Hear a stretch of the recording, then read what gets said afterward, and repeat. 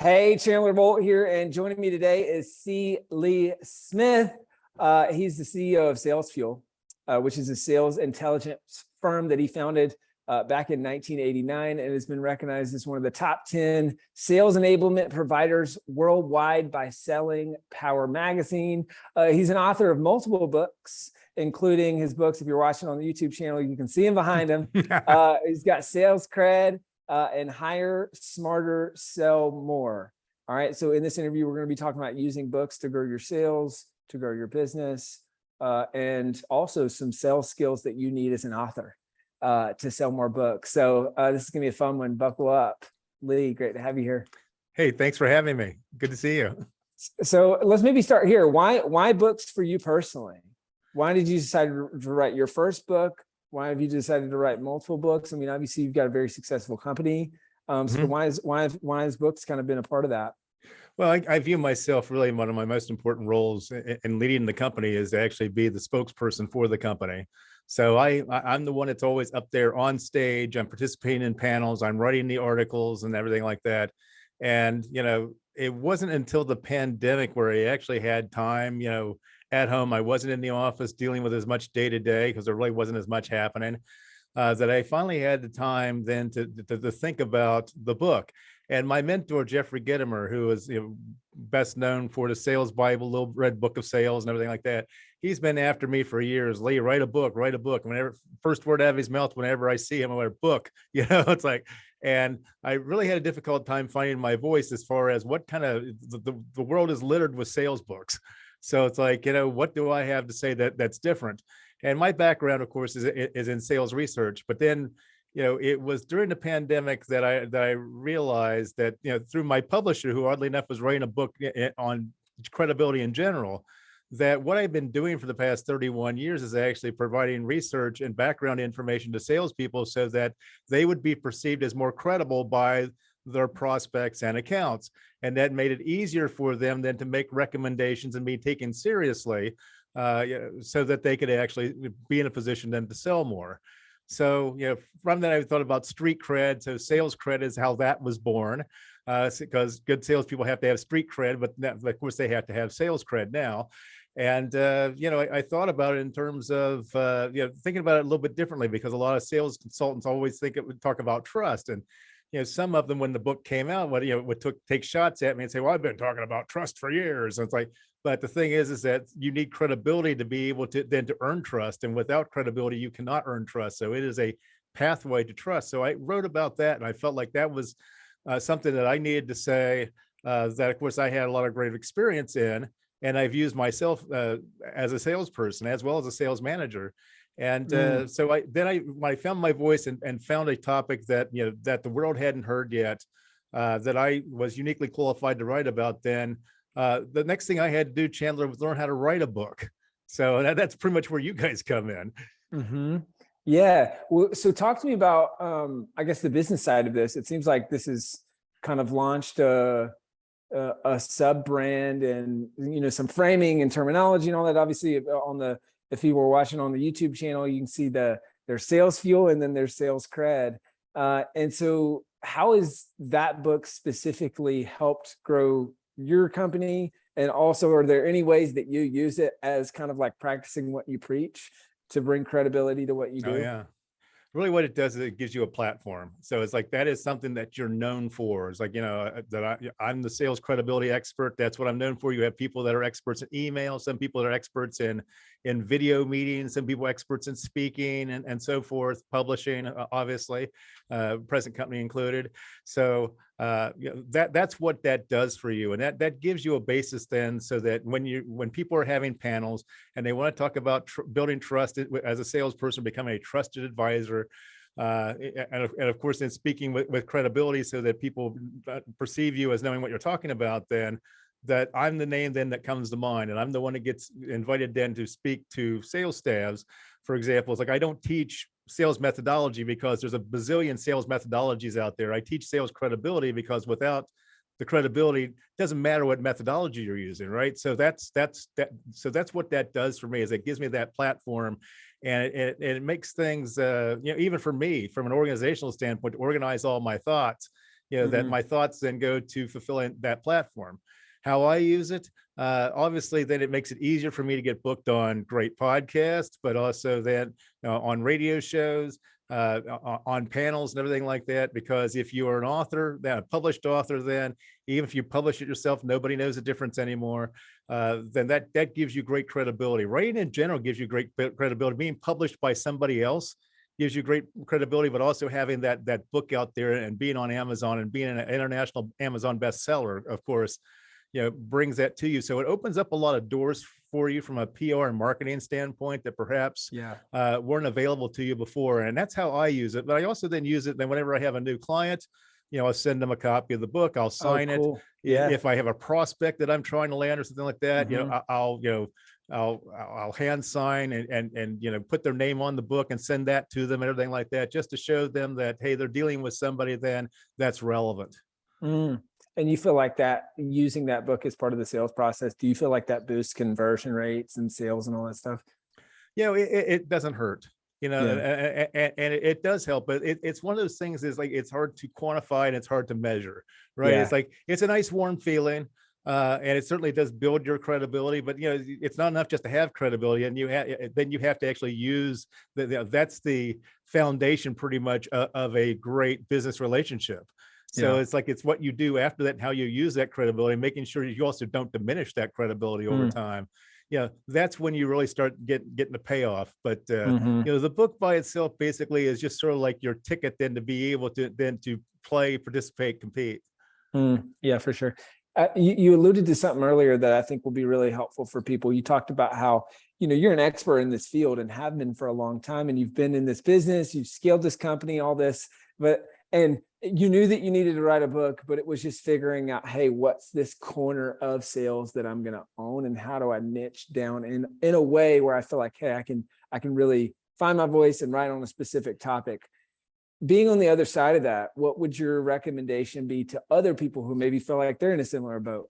Maybe they're a few years or a decade in with their industry, and they kind of know that they want to write a book or need to write a book. Any thoughts or advice on how, from your experience, to narrow in on that part of what you do and figure out how to a niche topic to write about? It's like, I made the mistake of going on Amazon and taking a look at all the other books that were in the genre. And it was a little disheartening, really. And I don't know necessarily that was the right thing to do, but it's like, it helped me find out then, what had already been written about, what had been written about well.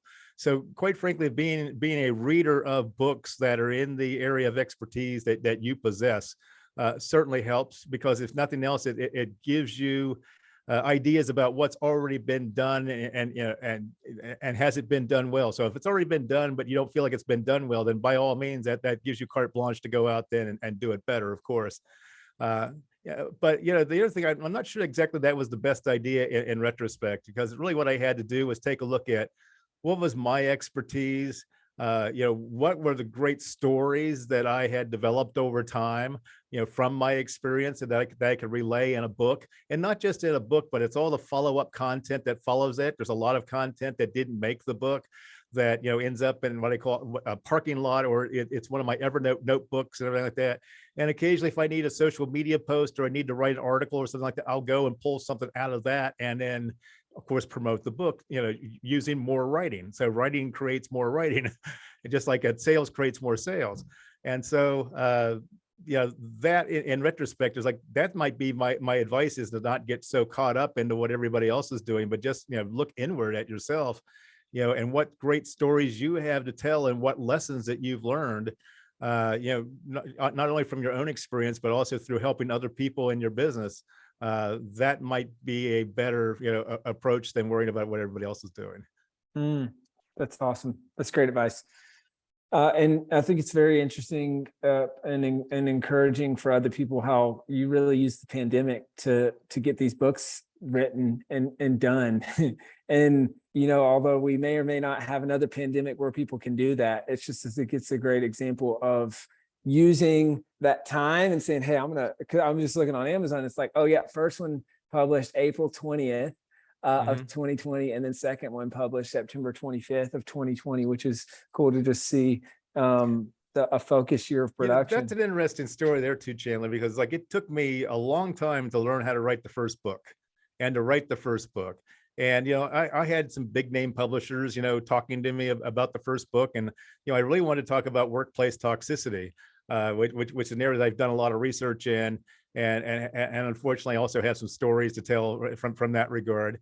And, what happened was like the bigger publishers will tell me that's too negative or whatever for books to sell, whatever, you need to have somewhat of a positive angle. So that's why then even though that you did not go with the big publisher there, whatever, that's why it's called Hire Smarter, Sell More, because it's about how to hire the rainmakers and not the toxic troublemakers. So that's how I worked the toxicity thing into there. But it took me a long time to write that first book. It published April 2020, but it actually started then 2019 is when I started, working on the book. The second book, once I learned how to do it and everything like that, and then I found my voice as far as sales credibility is concerned, like that just flowed. It was so easy to write that book because it's like I knew what the formula was. I knew, what it took, the process of actually writing the book and editing the book and re-editing the book and re-editing the book and then doing the audio book and everything like that. Once I learned that, it was so easy to do the second one. And that's why I think that I always wondered how, when you see some people that are authors, they'll write a book and then they'll write another book and another book and another book. And you ask yourself, when do they find the time to do all this? It's like, once you've cracked the code and everything like that, whether you've gone to an author school or, you just, after you've done the first one, you learn by doing, and it becomes easier to write the next ones. I love you. I love that you said that. We always say it's learning how to write a book. It's kind of like learning how to ride a bike. Once you know how to do it, you can do it over and over and over again. And it gets faster and it gets easier. And that first book is the hardest. And so that's cool to hear your experience. I mean, it's just sort of like, for me riding a bicycle, it's like I'm a long distance cyclist. I ride long distances in charity events and raise money for cancer research. And so we have these things that we do called centuries, which is 100 miles. And if it sounds like a long way, it is. And but it's like it took me a while to ride the first 100 miles, the first 100-mile ride. But then after I learned how to do it, how to pace myself, how to do hydration, nutrition, and everything like that, it became easier and easier and easier to do future centuries. So, also, so you're right. It is just like riding a bike. That's so interesting. Apparently there's levels. There's levels to riding a bike that I have not reached yet. Oh yeah. Oh yeah. It's like, I mean, you go all the way up to Tour de France level, which I am nowhere close to being at. Yeah. But That's wild. So let's switch gears a little bit. And so a concept that I talk about all the time, and I tell this story in my new book published, right, is one of the big pieces of advice that I got when I was failing at business and my books weren't selling and all that early on was from a couple mentors. Is they said, Chandler, you need to learn to become friends with Sam. And I said, well, hold up, who's Sam and why do I need to know him? And they said, it's sales and marketing.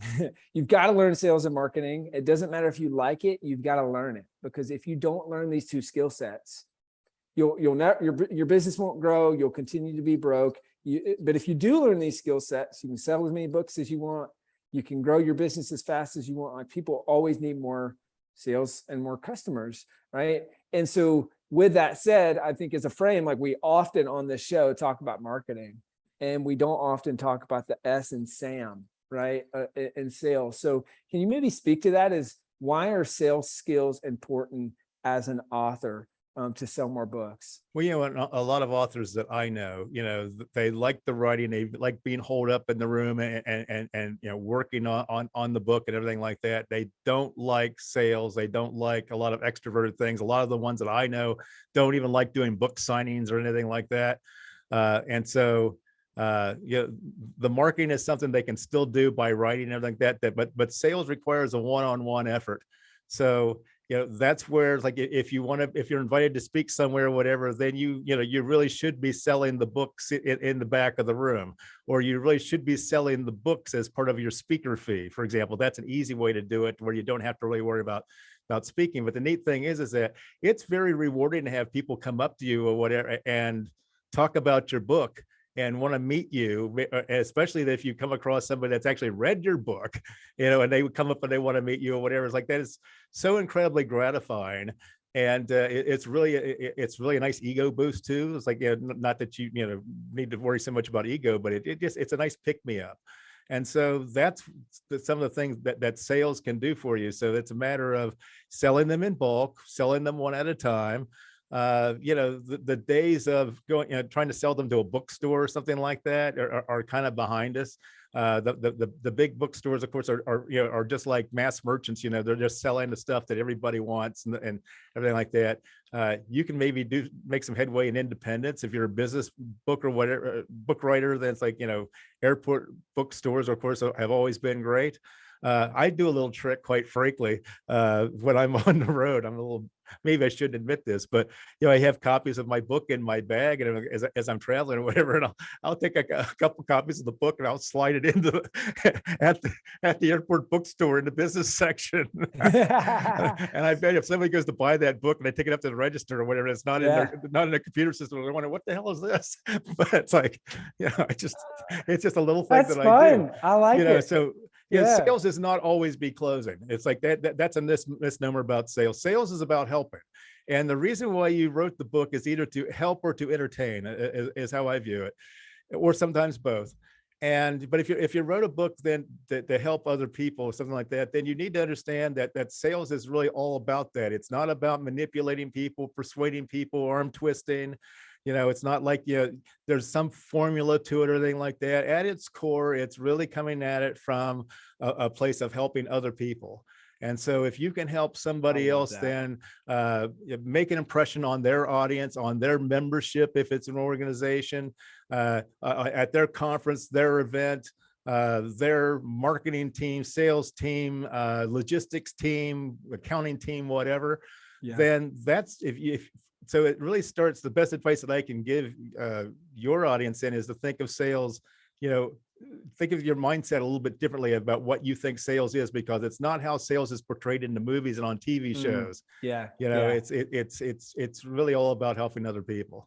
That's great. I love that. I feel like the three big takeaways for people there is, number one, sales is service, right? And so sales is not always be closing, like you said. It's services and it's adding value. Secondly, you talked about, I love the distinction between marketing is one to many and sales is one to one. That's right. They're the same conversation. It's just a different format. And the better you get at sales, the better your marketing gets. The better you get at marketing, the better you get at sales. And it's a very symbiotic relationship. And to do that one-to-one, it's like you have to know your audience, and just as you've done a lot of research then to write your book, it helps that you also understand who you're speaking to, and what's causing them anxiety or heartburn or something like that, or what's their big goal that they want to achieve, or something that they really want to do. And the better you understand that, you then craft your message. Then you might have the same talking points and everything like that, but you enrobe it in such a way then that you're actually being of help and service into the person you're speaking to. That's so great. The best marketing comes from one-on-one conversations, which is sales conversations, right? And I guess the third takeaway I got, which is if you want to get your book in bookstores, the easiest way is to take it and leave it. No, I always joke with people on that. They're always like, "Hey, how can I get my book into a bookstore?" I'm like, "I'll tell you the easiest way: go in there and leave it." Wait, so now you can say, yes, my book's in airport bookstores. Yes, that's absolutely true. And one of these days, it's like, what I want to do is like, I want to try to set up a business trip, where I do that. I go through the airport and I come back like 2 weeks later, 3 weeks later, and see if the book's still there. That's funny. That's a good idea. I'm going to give that a try this weekend. I got a speaking gig this weekend up in Canada. So I'm going to see if my book might be in international airport bookstores. Exactly right. Oh man, that's awesome. Well, so if I'm listening to this, I'm saying, all right, I get it, Lee. I need to care about and be good at sales, but I don't like it, or I'm intimidated by it. What would be your advice for people kind of getting over some of those insecurities to have some of their first sales conversations? Yeah, I mean, the first part is like, if you don't like sales, again, it's probably about how you think about sales. And if you think about sales differently as helping other people, you probably like doing that. So in that sense, it's about changing your mindset really about sales is. And then the other thing is that, I'm not good at it. It's like, look, it's like, we're all not good at something the first time we do it. It's like, I don't necessarily think my first draft of my first book was not good. I mean, so, the first speech I ever gave or whatever was like, compared to where, how I speak now was not good. The first time I rode my bike, I crashed, so it's like I'm sure the first time I tried to walk or whatever, I fell down. So, you're not going to be great at it, the first time you do it. The thing is just to try it and to learn things, go into it with an open mind and open ears and open heart, and just get better at it. You learn by doing, and it can be exhilarating, actually. Try something new, get out of your comfort zone a little bit. And but at the same point, then it's like, understand it's like you're just helping other people, and if you do that, you don't have to worry about closing or anything like that, because closing, it gets a lot of people talk about it in sales. And closing is really about just coming to agreements. We're going to agree on terms. We're going to agree on start date. We're going to agree on delivery and support and everything like that. So you don't even have to really think about it. It's like, don't get all caught up in, I don't know how to close. I don't know anything like that. That's just a lot of sales tactics that a lot of sales consultants use. And it's like, and that's really, if you're helping other people and you're genuine and authentic about it, and you also speak from a position of great credibility, closing is really a piece of cake, and really not even something you should even think about as a step or stage or something that you have to practice. That's great. And I think I love that the bedrock of that is coming back to changing the way that you look at sales. Mm-hmm. And if you look at sales as service, and I had someone frame it one time is if you believe that your book is going to make someone's life better, it is your moral obligation to do everything that you can in your power to get them to buy that book, Mm-hmm. because that's how you help them, right? Which Yeah. I think is exactly what you're saying. So we're changing our frame, we're changing the way that we look at it. Can you give maybe an example of a sales situation as an author? And how someone can navigate that process, either using what you talk about in SalesCred, using the Sales Fuel tool, or just like overall sales skills to get to a better outcome that helps them sell more books. I think it's really the first step is there's an appendix in my SalesCred book. It's the 7 C's of pre-call intelligence. And that's really about 7 areas of things that you can research to better understand the buyer, your end customer. And so take a look at that. So the better that you know the company, the better that you know, more importantly, the people that you're going to, that are in a position basically to buy your book. And you understand not only what the company's needs and desires are and everything like that, but also the people that you're dealing with, and treat them as human beings, not as wallets. Right. And so there's that. And understand the category of business that they're in, who their competitors are, who their customers are, and why their customers then rely on, this company so much. The better you understand that, the more successful you'll be at sales. So that's what my company, Sales Fuel, has been doing for 31 years. And then when you do that, you'll speak from a position of great credibility in the fact that, you're a book author, so you've got that in your hip pocket. But if you have experience in working with like companies, and similar types of people, or have solved similar types of problems, and you can speak to that, or that further builds your credibility. But that also then enables you then to be, you come across as a subject matter expert. And that's really, especially if you're writing a business book, that's where you want to be. And if you're writing a fiction book, then, I have other friends. I have one friend in particular that wrote a series of paranormal romance novels. And she's the wife of a good friend of mine. So it's like, even then, it's like, she's become an expert at her craft, which is fictional storytelling. And, and of course, writing and everything like that. She too does not like to do sales nor marketing and everything like that, but she loves doing the storytelling. And so that's her area of expertise. And something that all of us as salespeople, quite frankly, can get better at. So, it's really about, being the expert, believing that you're the expert, being the expert, then, and making sure then that you establish and build credibility so that they see you as the expert. That's awesome.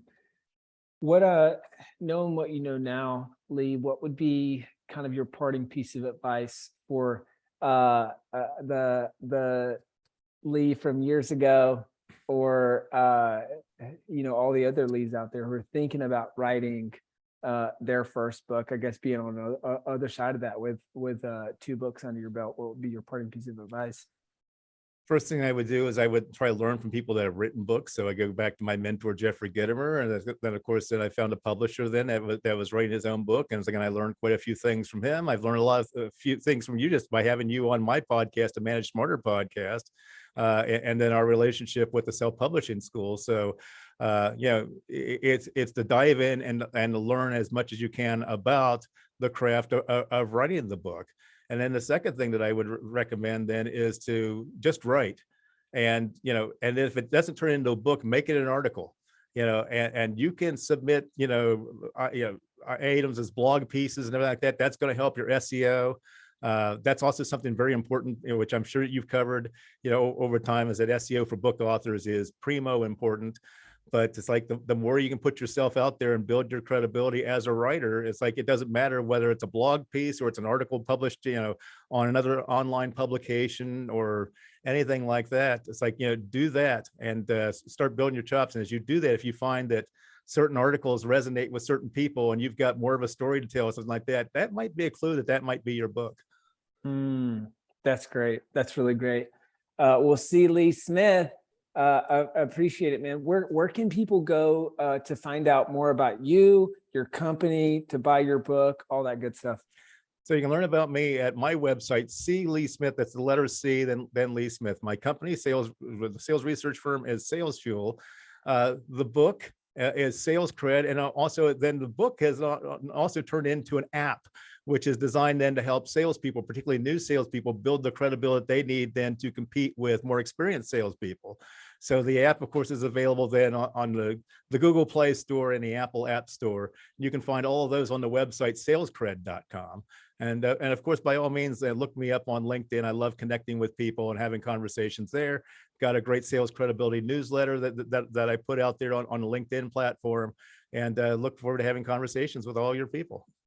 Awesome. SalesCred, Sales Fuel. Check out the book, check out the app, and his LinkedIn. Appreciate you, Lee. Hey, it's great to talk to you again, Chandler.